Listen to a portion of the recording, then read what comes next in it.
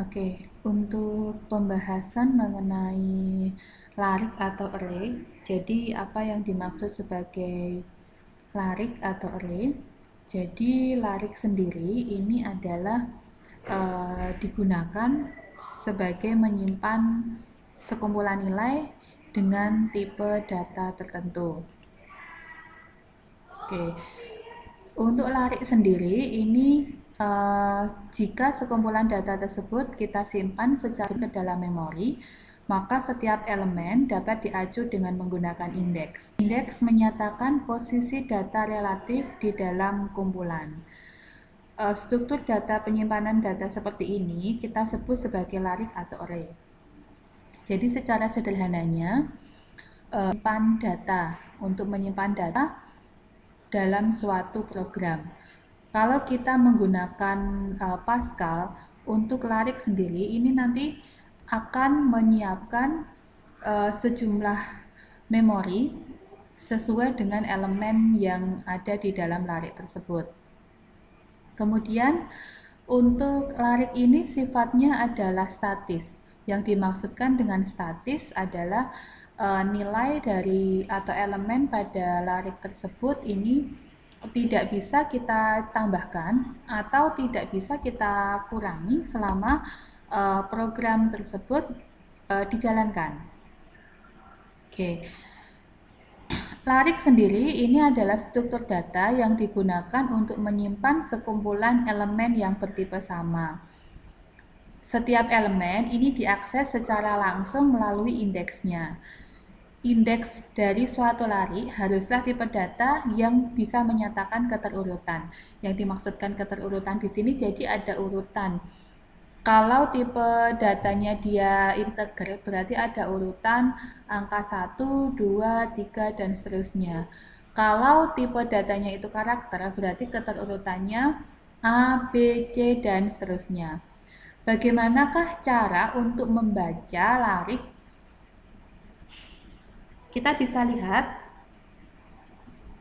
Oke, cara membaca suatu larik misalkan kita bisa lihat di sana. Katakan di sini di gambarnya itu ada larik bernama A yang terdiri atas 8 elemen. Ada larik A yang terdiri atas 8 elemen. Elemen pertama ini berisi nilai 158. Elemen kedua berisi 157 sampai elemen ke-8 berisi 163. Oke, kemudian cara menyatakan notasi pada setiap elemen yaitu dengan menggunakan kurung siku buka dan kurung siku tutup.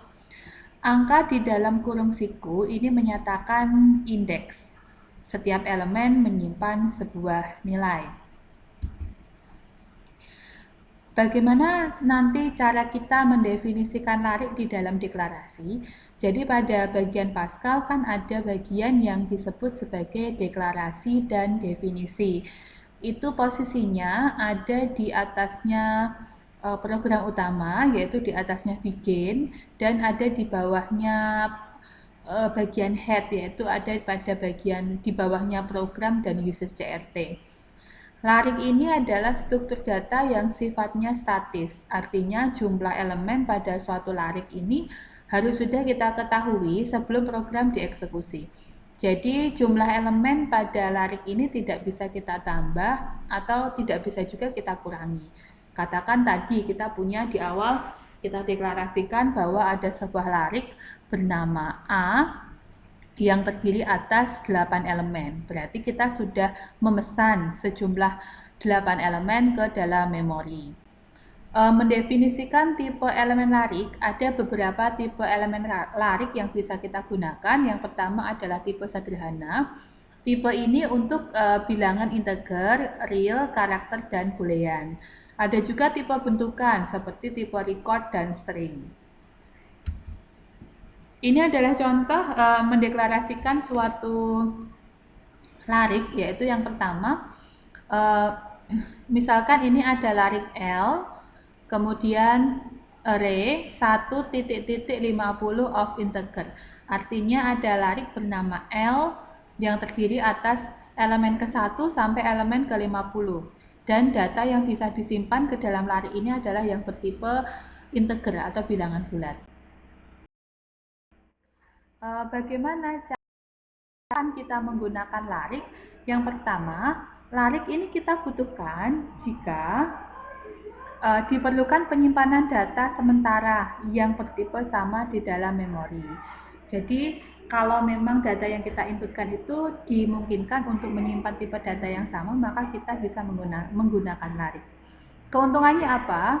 Keuntungan menggunakan larik adalah menghemat penggunaan nama variabel yang banyak. Karena sifat dari variabel atau peubah sendiri, satu variabel hanya bisa menampung satu nilai. Kemudian untuk mengurangi penulisan tersebut, maka kita bisa menggunakan larik. Larik sendiri terbagi menjadi dua jenis. Yang pertama ada larik satu dimensi dan yang kedua ada larik dua dimensi. Oke, ini sebagai contoh untuk yang di praktikum pascalnya. Nah, ini adalah contoh di program AR1D1. Ini adalah contoh program array satu dimensi. Di sini kita deklarasikan ada sebuah variabel bernama A. Ada sebuah variabel bernama A. A ini adalah array ya. Jadi ada array bernama A yang terdiri atas elemen 1 sampai elemen ke-10. Kemudian cara membacanya adalah pada array A, elemen ke-1 kita simpan nilai 10. Pada array A, elemen kedua kita simpan dengan nilai 15. Pada array A, elemen ketiga, dia akan menyimpan array indeks ke-1 atau elemen ke-1, kita tambah dengan array indeks kedua atau elemen kedua. Setelah data ini disimpan, maka dia akan tampilkan ke layar isi dari array A elemen ke-1. Tampilkan ke layar isi dari array A elemen kedua. Tampilkan ke layar isi dari array A elemen ketiga. Nah, ini adalah contoh pemanfaatan array satu dimensi. Ada juga pemanfaatannya array dua dimensi. Secara sederhananya, kalau array dua dimensi itu ada dua indeks. Secara mudahnya, jadi array itu ada baris dan kolom seperti itu ya. Nah, katakan kalau kita punya array ordo 2x2, berarti dia secara baris ada dua baris dan secara kolom ada dua kolom, kurang lebih seperti itu cara penjelasannya. Nah, ini contoh di array dua dimensi yang di sini ini ada contoh pemanfaatan array dua dimensi dimulai dari pendeklarasian array dua dimensi bernama matriks untuk indeks yang pertama dari elemen 1 sampai elemen ke-10, untuk indeks yang kedua dari elemen 1 sampai indeks elemen ke-10. Berarti Anda membayangkan ada 10 baris dan 10 kolom. Kemudian nanti sebagai inputnya kita diminta memasukkan data pada matriks tersebut ya, pada blok bagian program di sini. Datanya pada baris ke-1, kolom ke-1 akan disimpan pada array matriks indeks ke-1, kolom ke-1, indeks 1-1. Begitu sampai baris ke-1, kolom kedua akan disimpan di matriks 1,2. Sampai nanti dia pada baris 2, kolom kedua akan disimpan di matriks 2,2. Ya, matriks elemen indeks kedua 2,2. Kemudian setelah data yang kita entrikan disimpan ke dalam array matriks, data tersebut kita panggil untuk ditampilkan di sini pada bagian tampilkan ke layar, yaitu write matriks baris kolom. Misalkan kita ingin menampilkan dari array matriks indeks ke-1,1, baris 1, kolom 1. Berarti di sini nanti dia akan ditampilkan ke layar monitor. Oke, itu penjelasan dari array dua dimensi.